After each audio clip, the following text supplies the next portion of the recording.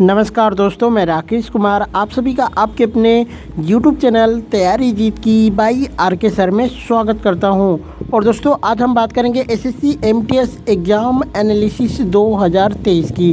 जी हाँ दोस्तों, 8 मई 2023 को SSC MTS के तीनों शिफ्टों का एग्ज़ाम ख़त्म हो चुका है और तीनों शिफ्टों के 100% रियल क्वेश्चंस मुझे मिल चुके हैं। जी हाँ दोस्तों, यहाँ पे तीनों शिफ्टों की बात करें, फर्स्ट सेकेंड और थर्ड शिफ्ट की, तो 100% इन तीनों शिफ्टों के रियल क्वेश्चंस मेरे पास उपलब्ध हैं। और दोस्तों इसमें सभी प्रश्नों के साथ साथ इम्पोर्टेंट फैक्ट भी बताए जाएंगे जो कि आने वाले किसी भी शिफ्ट के लिए काफ़ी इम्पोर्टेंट है। तो जिनका भी एग्ज़ाम्स आगामी दिनों में है उनके लिए ये वीडियो काफ़ी इम्पोर्टेंट होने वाली है। बाकी दोस्तों इस वीडियो का PDF फाइल आप हमारे टेलीग्राम ग्रुप से बिल्कुल फ्री में डाउनलोड कर सकते हैं, जिसका लिंक वीडियो के डिस्क्रिप्शन में दिया गया है। आप हमारे व्हाट्सएप ग्रुप को भी ज्वाइन कर सकते हैं, जिसका लिंक वीडियो के डिस्क्रिप्शन में दिया गया है। बाकी दोस्तों अगर शिफ्ट वाइज PDF चाहिए तो आप हमारे इस व्हाट्सएप नंबर पे व्हाट्सएप कर सकते हैं। चलिए वीडियो शुरू करते हैं। क्वेश्चंस देखते हैं।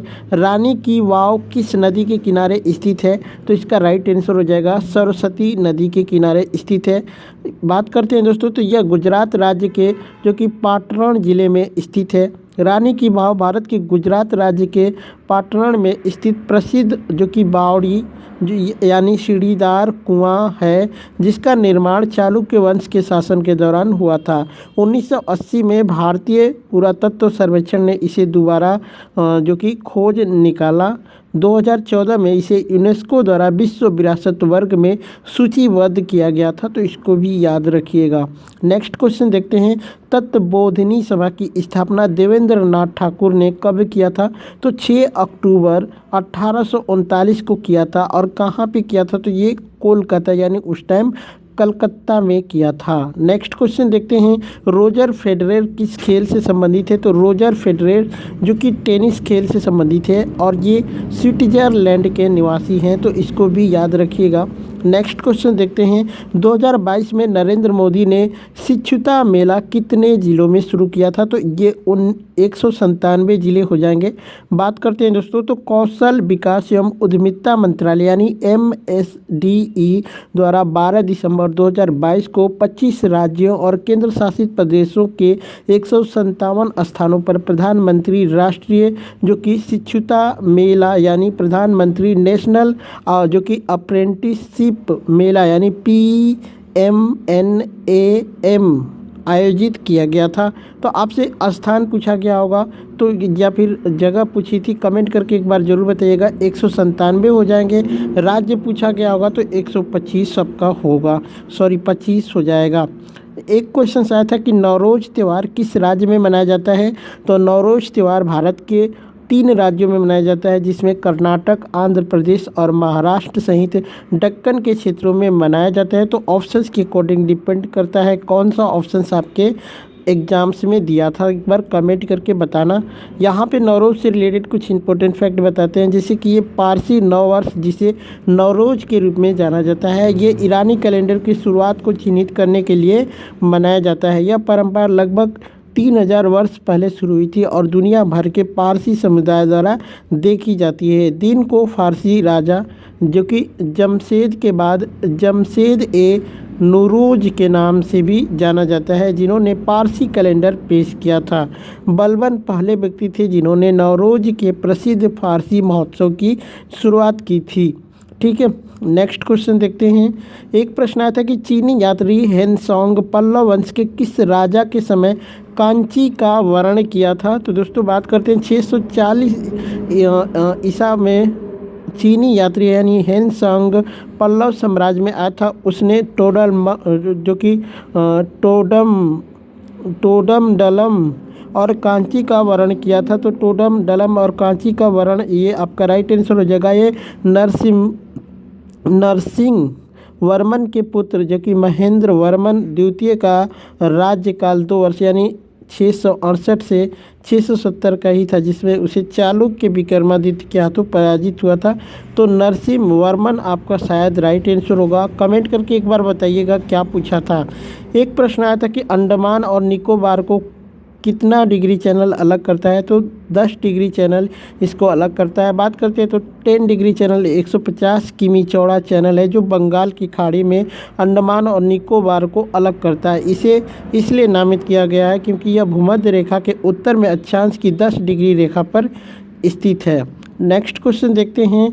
1905 में बंगाल विभाजन का जो कि आधिकारिक कारण पूछा था तो क्या था, तो ये प्रशासनिक कारण बताया गया था उस समय। जो कि आधिकारिक कारण था अंग्रेज जो कि बंगाल विभाजन के समय भारत के वायसराय कौन थे, कमेंट करके एक बार बताइएगा। एक प्रश्न आया था कि गेहूं के लिए सबसे उपजाऊ मिट्टी कौन सी होती है, दोमट मिट्टी या फिर बलुई दोमट मिट्टी। ऑप्शंस क्या थे एक बार कमेंट करके बताइएगा। एक प्रश्न आया था कि राउफ नाच किस राज्य का लोक नृत्य है, तो ये जम्मू कश्मीर का है। बात करते हैं तो यह जो कि नृत्य साधारण फुटवर्क से बना है जिसे चक्री भी कहा जाता है।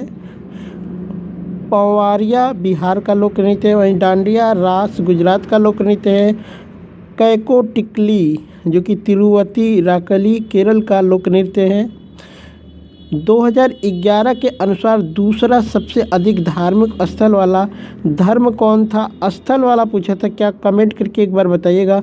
अगर दूसरा पूछा गया होगा तो बौद्ध धर्म होगा दोस्तों, क्योंकि पहले पे अगर ऐसे भारत के अकॉर्डिंग अगर धर्म के अकॉर्डिंग पूछा गया होगा तो फिर मुस्लिम धर्म हो जाएगा दूसरे नंबर पे, क्योंकि पहले पे हिंदू है। लेकिन एज ए अगर आपसे अल्पसंख्यक में पूछा गया होगा तो दूसरे नंबर पे बौद्ध आता है और तीसरे नंबर पे ईसाई आता है।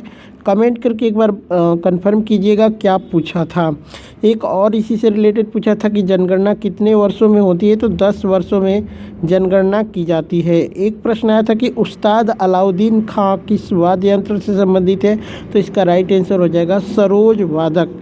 एक प्रश्न आया था कि भारतीय संविधान में कुल कितनी भाषाएं हैं, तो भारतीय संविधान में कुल जो कि भाषाएं हैं 22 हैं जो कि 8वीं अनुसूची में निहित है।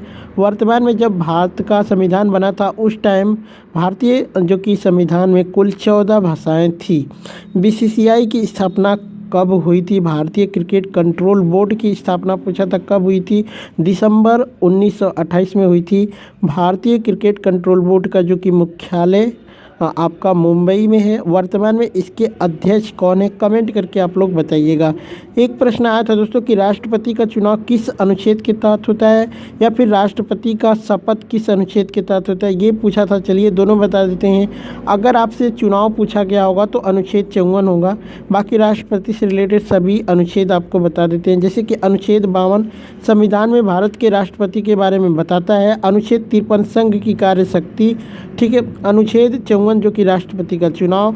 अनुच्छेद 55 राष्ट्रपति के चुनाव का तरीका। अनुच्छेद 56 राष्ट्रपति पद का कार्यकाल। अनुच्छेद 57 पुनः निर्वाचन की पात्रता। अनुच्छेद 58 राष्ट्रपति के चुनाव के लिए योग्यता। वही बात करते हैं अनुच्छेद 59 जो कि राष्ट्रपति के कार्यालय की शर्तें हैं। अनुच्छेद 60 जो कि राष्ट्रपति द्वारा शपथ या पुष्टि की जो कि अनुच्छेद माना गया। अनुच्छेद 61 राष्ट्रपति के महाभियोग की प्रक्रिया। अनुच्छेद 62 राष्ट्रपति के पद की रिक्तता को भरने के लिए चुनाव का समय और आकस्मिक निर्वाचन को भरने के निर्वाचित व्यक्ति के पद की अवधि बताई गई है।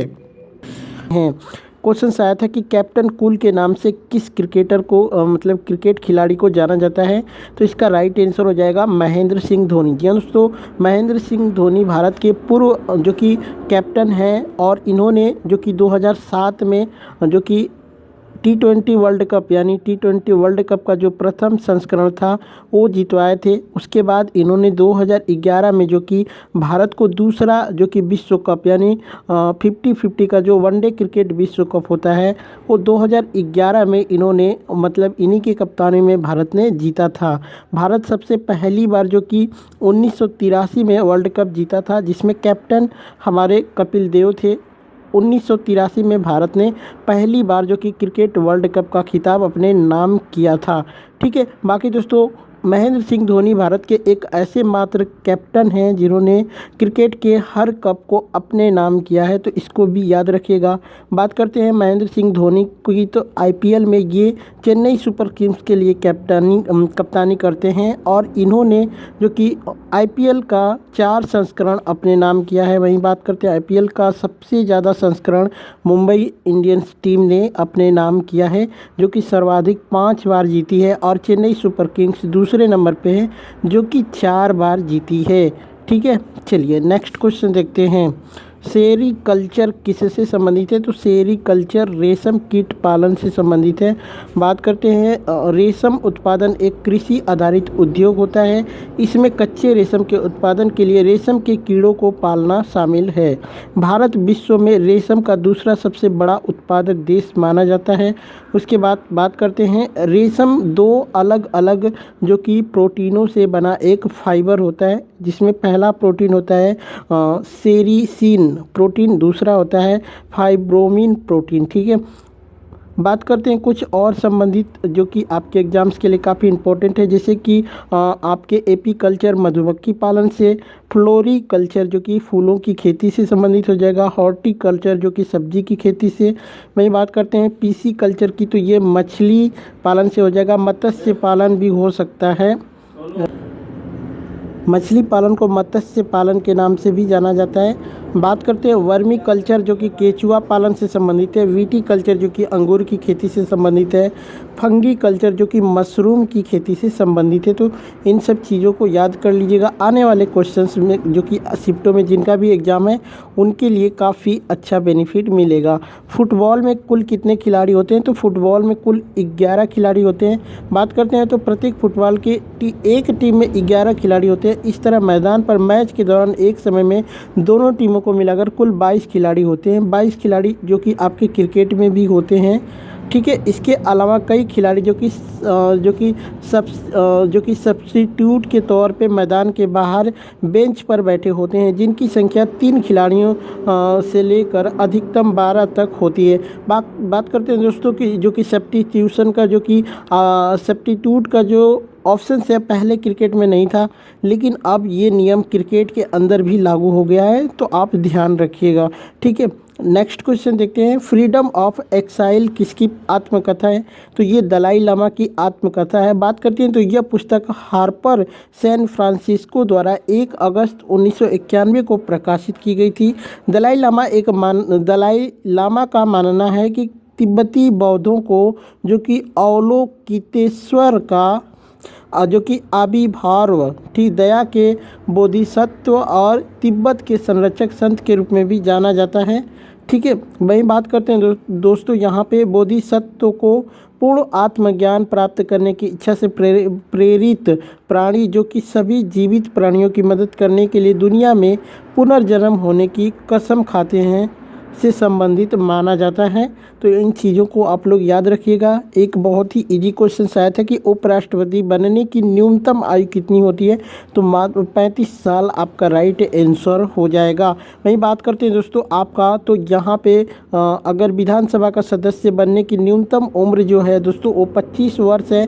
बाकी सभी प्रधानमंत्री, राष्ट्रपति सबका 35 वर्ष दिया गया है। नेक्स्ट क्वेश्चन देखते हैं। धर्म की स्वतंत्रता किस अनुच्छेद में है? तो दोस्तों ऑप्शंस कौन थे कमेंट करके बताइएगा। वैसे धर्म की स्वतंत्रता का जो बात कही है अनुच्छेद 25 से 28 के बीच में है। बात करते हैं तो भारतीय संविधान में धर्म की स्वतंत्रता का अधिकार एक मौलिक अधिकार माना गया है। मौलिक अधिकारों को जो कि 42वें संविधान संशोधन 1976 के द्वारा जोड़ा गया था, जिसमें 10 मौलिक कर्तव्य जोड़े गए थे। 11वां मौलिक कर्तव्य जो कि 86वां संविधान संशोधन अधिनियम 2002 के तहत जोड़ा गया था। और दोस्तों ये 11वां जो कि मौलिक कर्तव्य है, इसमें 6 से 14 वर्ष के बच्चों को अनिवार्य शिक्षा का व्यवस्था किया गया है। ठीक है, और इसी में अनुच्छेद 21A को जोड़ा गया था। ठीक है, इसमें अनुच्छेद 21A को जोड़ा गया था जो कि 11वें जो कि मौलिक कर्तव्य को बताता है, जिसका रिलेशन शिक्षा से है।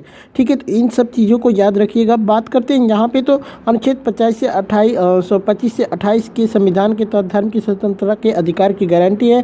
प्रत्येक भारतीय नागरिक को अपने धर्म का शांतिपूर्वक अभ्यास करने और बढ़ावा देने का अधिकार प्राप्त है। भारत में उत्पन्न होने वाले प्रमुख विश्व धर्म जैन धर्म, हिंदू धर्म, बौद्ध धर्म और सिख धर्म शामिल है।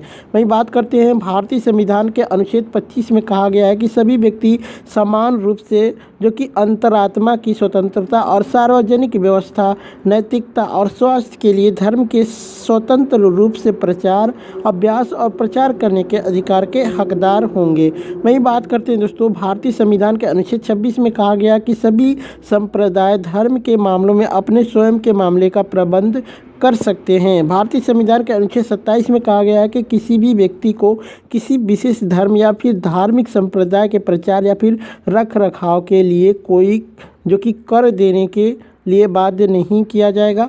वहीं बात करते हैं दोस्तों यहाँ पे, तो भारत में धार्मिक दंगों और हिंसा की प्रमुख घटनाएं भी घटी थी। 1984 में दिल्ली में सिख विरोधी नरसंहार हुआ था। 1990 में कश्मीर में हिंदू विरोधी दंगे हुए थे।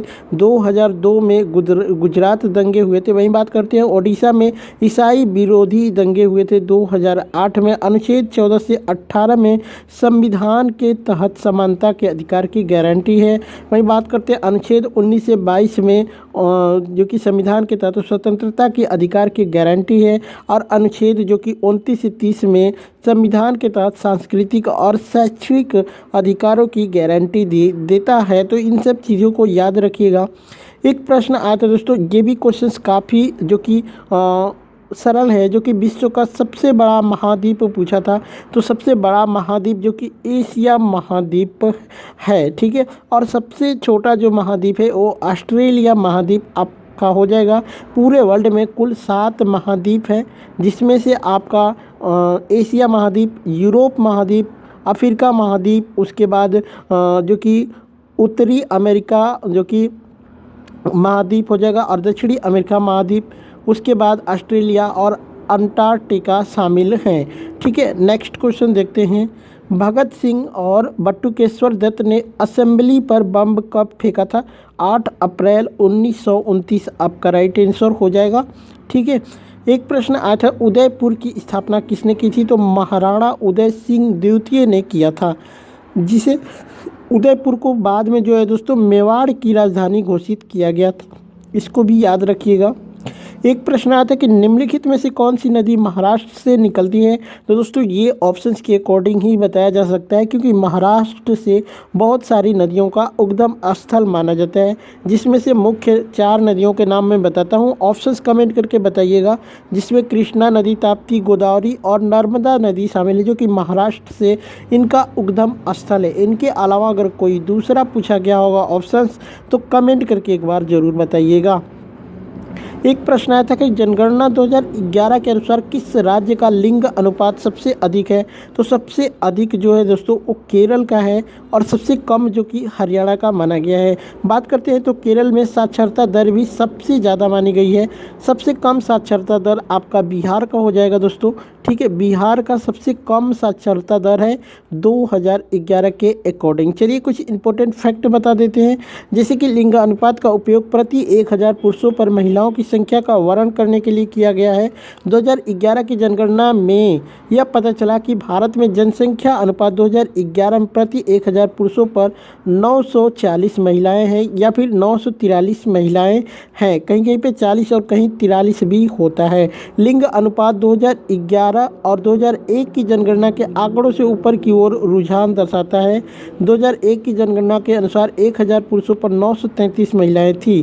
जो कि दशकों से भारत में लिंगानुपात 2011 में कमी देखी गई, लेकिन पिछले 2 दशकों से लिंगानुपात में मामूली वृद्धि भी देखी गई थी।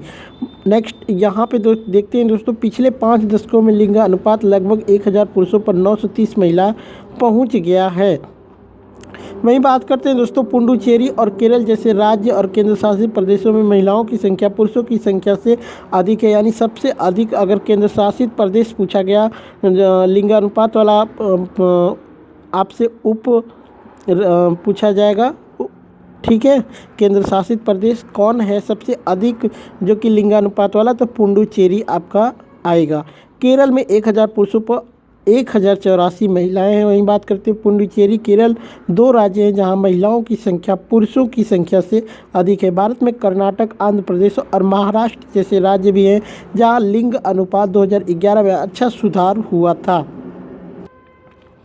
एक क्वेश्चन शायद था दोस्तों कि संविधान की शक्तियाँ किसके पास होती हैं, तो दोस्तों ये ऑप्शंस के अकॉर्डिंग बताया जा सकता है, या तो आपके ऑप्शंस में संसद या फिर राष्ट्रपति रहा होगा। कमेंट करके एक बार बताइएगा आपके ऑप्शंस क्या क्या थे। एक प्रश्न आया था कि केलू चरण महापात्र का संबंध किस लोक नृत्य से, तो ओडिसी लोक नृत्य आपका राइट आंसर हो जाएगा। सातवाहन वंश का सबसे महत्वपूर्ण शासक कौन था, दोस्तों ये क्या पूछा था, कमेंट करके एक बार ज़रूर कंफर्म कीजिए। ठीक है, ये क्या पूछा था कि सातवाहन वंश का सबसे महत्वपूर्ण शासक, या फिर आपसे पूछा गया था कि इसके जो कि इसकी स्थापना किसने की थी। तो चलिए इससे रिलेटेड सभी तथ्य आपको बता देते हैं। जैसे कि सिमुख ने सातवाहन राजवंश की स्थापना की थी। वे शासकों के प्रतिनिधित्व के साथ अपने सिक्के जारी करने वाले प्राथमिक स्थानीय भारतीय शासक भी थे। यह गौतमी पुत्र जो कि सातकर्णी द्वारा शुरू किया गया था, जिन्होंने उन्हें जीतने के बाद पश्चिमी जो कि क्षत्रपों से वंश का निर्धारण किया था।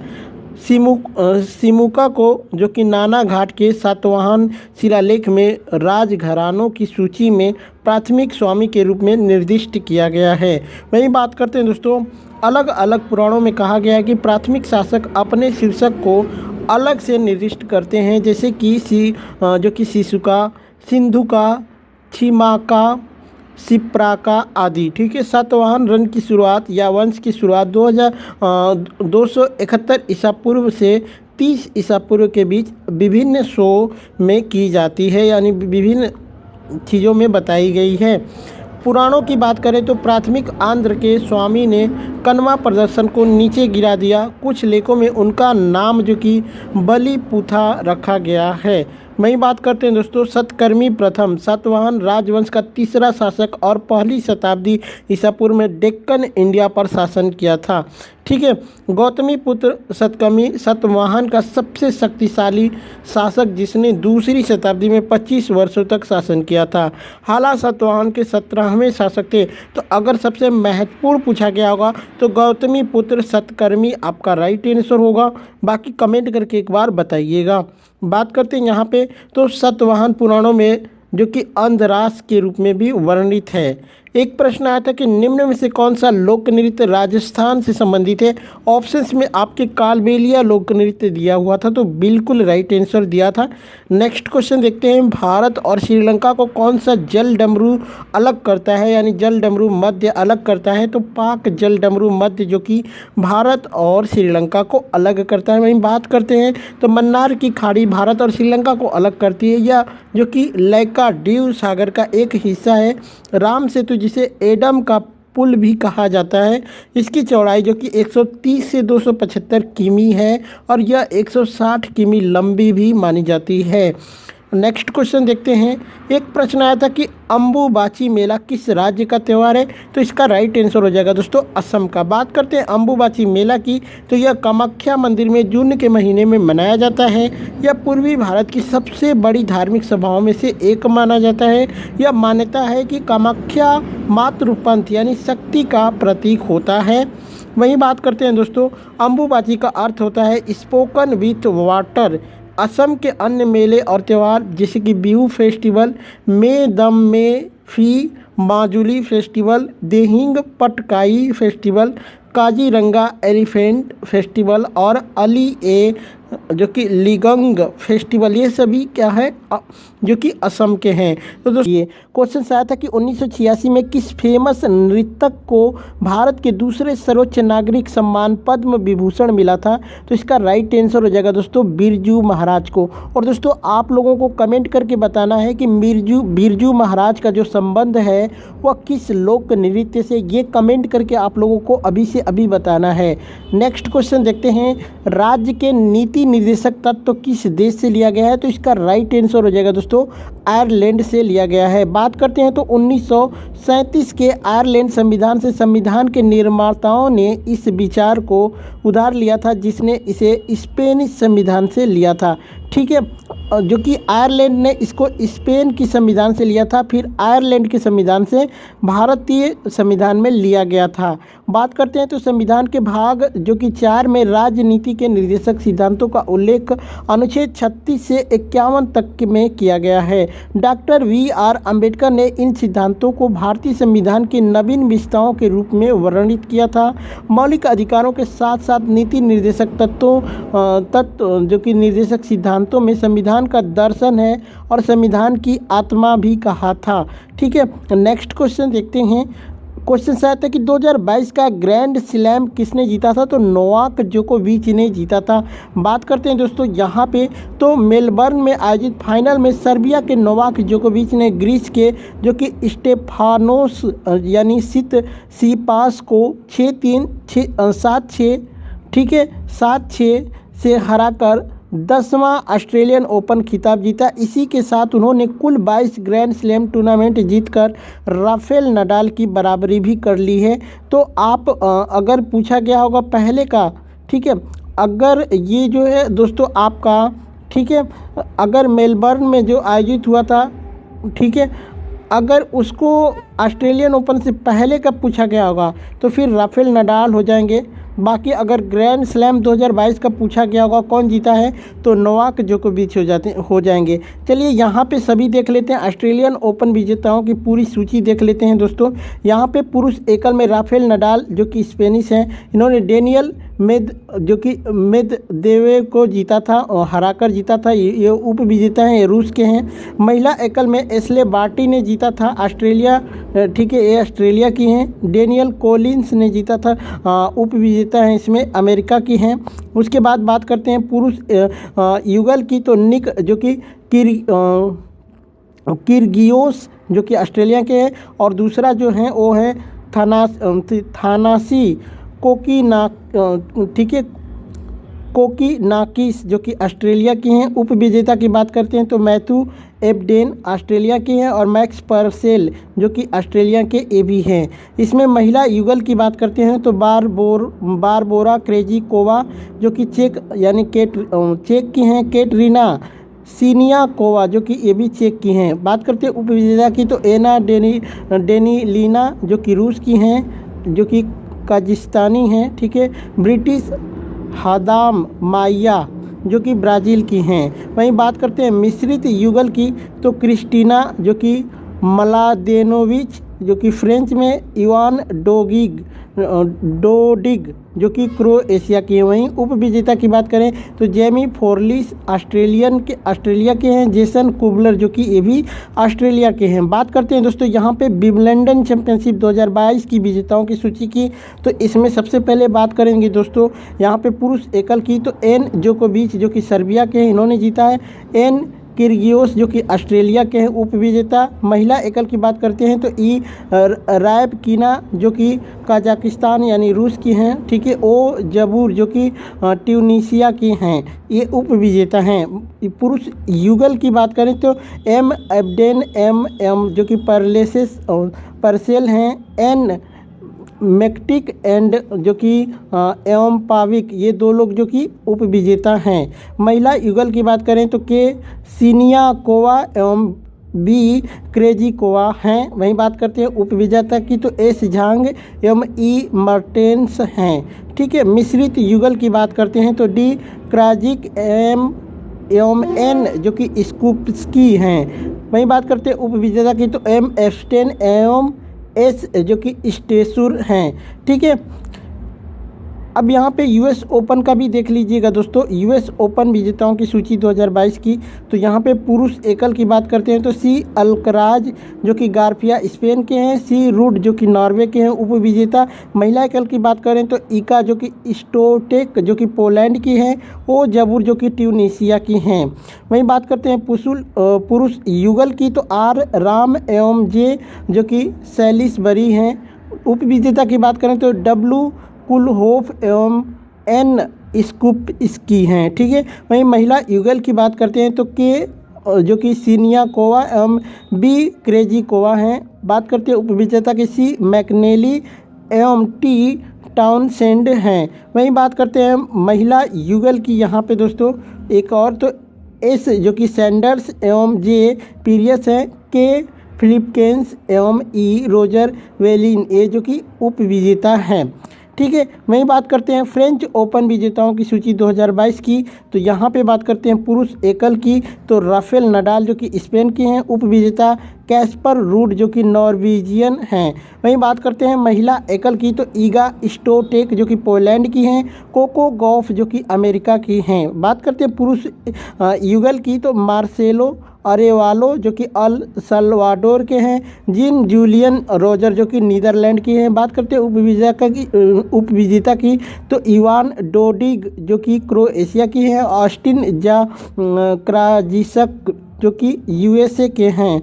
बात करते हैं महिला युगल की, तो कैरोलिन गार्सिया जो कि फ्रेंच की हैं, क्रिस्टीना मलादेनोविच जो कि फ्रेंच की हैं। उपविजेता जेसिका पेगुला यूएसए के, कोको गॉफ जो कि यूएसए के हैं। मिश्रित युगल की बात करें तो एना शिबाहारा जो कि जापान की, वेस्ले कुलहोफ जो कि नीदरलैंड की है, उपविजेता जोरन वेइंगेन जो कि बेल्जियम की, और अल रिके इकेरी जो कि नॉर्वे की हैं। तो इन सब चीज़ों को याद कर लीजिएगा दोस्तों, जिनका भी एग्ज़ाम आने वाली शिफ्टों में है उनके लिए मोस्ट इम्पोर्टेंट है। 2022 का आईसीसी महिला क्रिकेट विश्व कप का आयोजन कहाँ पे हुआ था, तो ये न्यूजीलैंड में हुआ था। इस मुकाबले में ऑस्ट्रेलिया ने जीता था और दोस्तों ये 12वां संस्करण था और सबसे अधिक ऑस्ट्रेलिया ने इस मुकाबले को 7 बार अपने नाम किया है। उपविजेता इसमें एक इंग्लैंड था। वहीं बात करते हैं 2023 का, पूछ सकता है आपसे कि 2023 का आईसीसी महिला T20 वर्ल्ड कप का आयोजन कहाँ पे हुआ था, तो ये दक्षिणी अफ्रीका में हुआ था। इस मुकाबले में ऑस्ट्रेलिया ने साउथ अफ्रीका को हराकर मुकाबला अपने नाम किया था। वहीं बात करते हैं 2022 का पुरुष T20 वर्ल्ड कप की, तो वो जो हुआ था वो था आपका इंग्लैंड में, ठीक है। चलिए नेक्स्ट क्वेश्चन देखते हैं। महात्मा गांधी ने अखिल भारतीय हरिजन सेवक संघ की स्थापना कब की थी, 1932 में की थी। बात करते हैं दोस्तों यहाँ पे अखिल भारतीय हरिजन सेवक संघ की, तो इसकी स्थापना महात्मा गांधी ने वर्ष 1932 में की थी। इसकी स्थापना दिल्ली में हुई थी। यह एक स्वतंत्र जो कि नॉट फॉर प्रॉफिट स्वैच्छिक संगठन है। इसे अखिल भारतीय अस्पृश्यता विरोधी लीग के नाम से भी जाना जाता है। संघ का मुख्य उद्देश्य अस्पृश्यता का मुकाबला करना था। हरिजन बंधुओं और हरिजन सेवक महात्मा गांधी द्वारा शुरू किए गए 2 समाचार पत्र भी थे, तो इनको भी याद रखिएगा। नेक्स्ट क्वेश्चन देखते हैं। 2011 के जनगणना के अनुसार सबसे अधिक साक्षरता दर किस राज्य की थी, तो सबसे अधिक जो है दोस्तों ये केरल की है। सबसे कम की बात करें तो बिहार की है। और दोस्तों ये मैक्सिमम रिपीटेड क्वेश्चन है, तो ये सभी आपको पता ही होगा।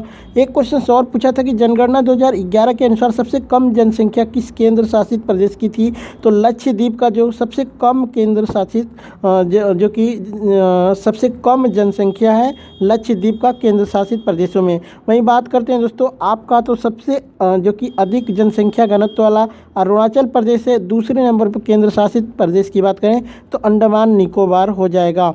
एक प्रश्न आया था कि भारत में पहली बार 5G कहाँ पे लॉन्च किया गया था, तो प्रधानमंत्री नरेंद्र मोदी ने 1 अक्टूबर 2022 को देश में 5G सर्विसेज लॉन्च कर दी। दिल्ली के प्रगति मैदान में जो कि इंडिया मोबाइल कांग्रेस के 6वें एडिशन के उद्घाटन के साथ डिजिटल इंडिया के लिए नई 5G क्रांति शुरू हो गई। और दोस्तों ये जो है सबसे पहले जो कि आपका गुजरात राज्य में गुजरात राज्य जो है 5G नेटवर्क देने वाला पहला राज्य हो गया। वहाँ पे सभी शहरों में 5G नेटवर्क जो कि लॉन्च कर दिया गया है।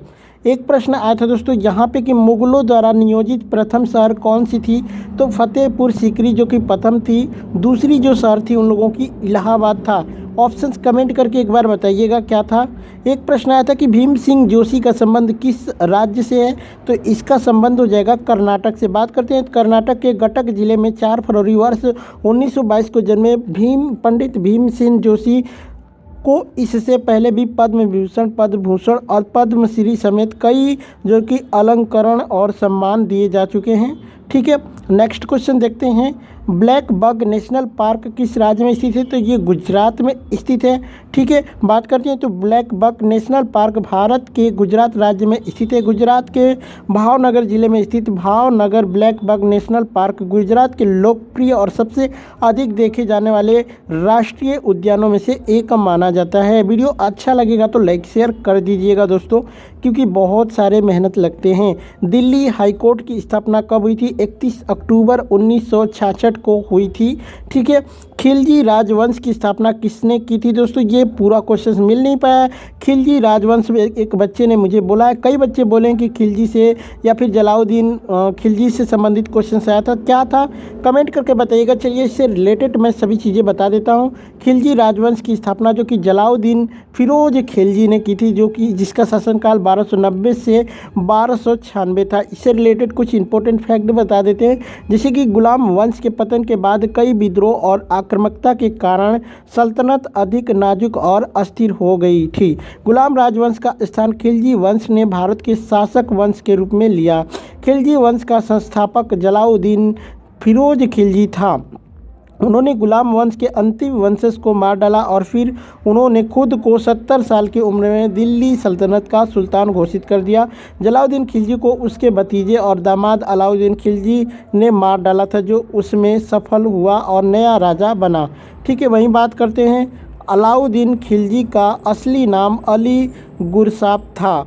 अलाउद्दीन खिलजी अनपढ़ था, लेकिन वह फिर भी दिल्ली सल्तनत का सबसे शक्तिशाली शासक बन गया था। तो दोस्तों यही क्वेश्चंस मुझे मिले थे। क्वेश्चंस एक और आया था दोस्तों, पूछा गया था कि कौन सा एक नृत्य है जिसमें जो कि एक ही व्यक्ति जो कि कई भूमिकाओं को निभाता है। दोस्तों ये पूरा क्वेश्चन मिल नहीं पाया है, इसलिए मैं बता नहीं रहा हूँ। ठीक है, बाकी वीडियो कैसी लगी कमेंट करके एक बार ज़रूर बताइएगा। अच्छी लगी हो लाइक शेयर कर दीजिएगा। चलिए चलते मिलते हैं नेक्स्ट वीडियो में, तब तक के लिए जय हिंद जय भारत।